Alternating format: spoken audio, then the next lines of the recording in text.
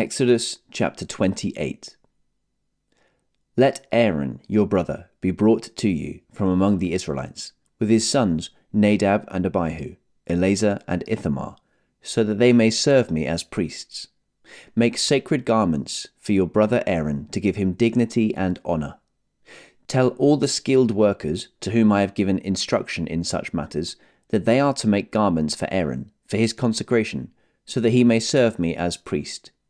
These are the garments they are to make: a breastpiece, an ephod, a robe, a woven tunic, a turban, and a sash.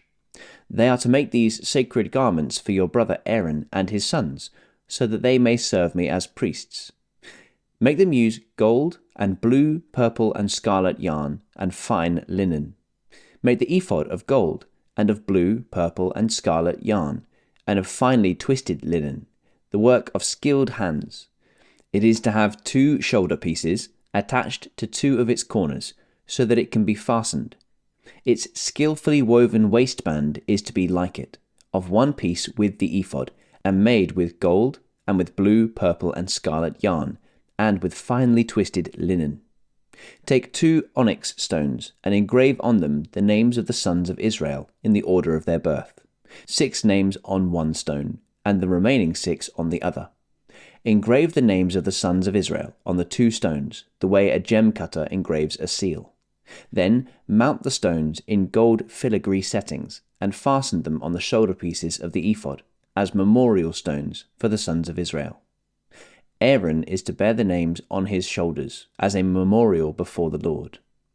Make gold filigree settings and 2 braided chains of pure gold like a rope, and attach the chains to the settings.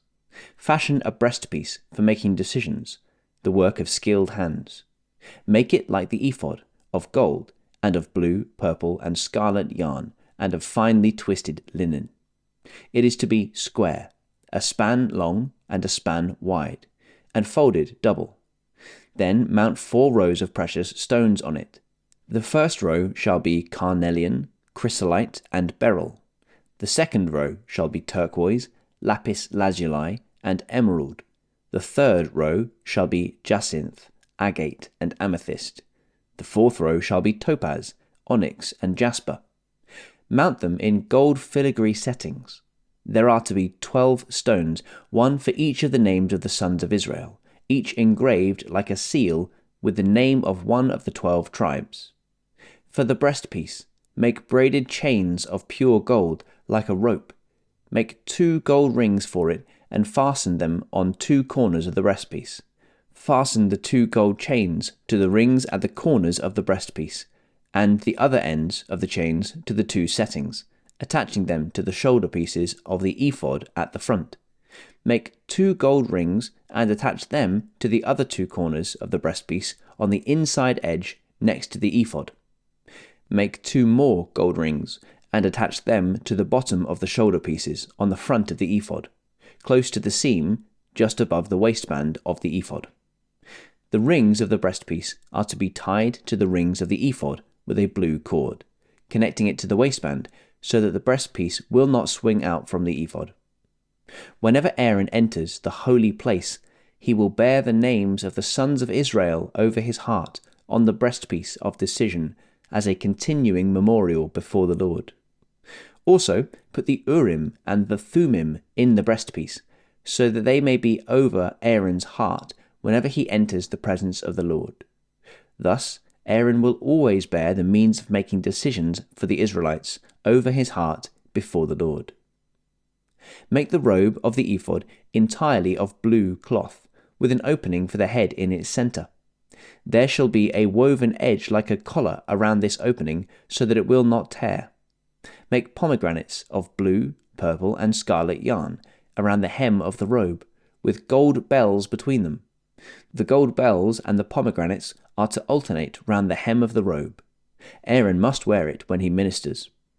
The sound of the bells will be heard when he enters the holy place before the Lord, and when he comes out, so that he will not die. Make a plate of pure gold, and engrave on it, as on a seal, holy to the Lord. Fasten a blue cord to it to attach it to the turban. It is to be on the front of the turban. It will be on Aaron's forehead, and he will bear the guilt involved in the sacred gifts the Israelites consecrate, whatever their gifts may be. It will be on Aaron's forehead continually, so that they will be acceptable to the Lord. Weave the tunic of fine linen, and make the turban of fine linen. The sash is to be the work of an embroiderer. Make tunics, sashes, and caps for Aaron's sons, to give them dignity and honour. After you put these clothes on your brother Aaron and his sons, anoint and ordain them. Consecrate them, so they may serve me as priests. Make linen undergarments as a covering for the body, reaching from the waist to the thigh. Aaron and his sons must wear them whenever they enter the tent of meeting or approach the altar to minister in the holy place, so that they will not incur guilt and die. This is to be a lasting ordinance for Aaron and his descendants.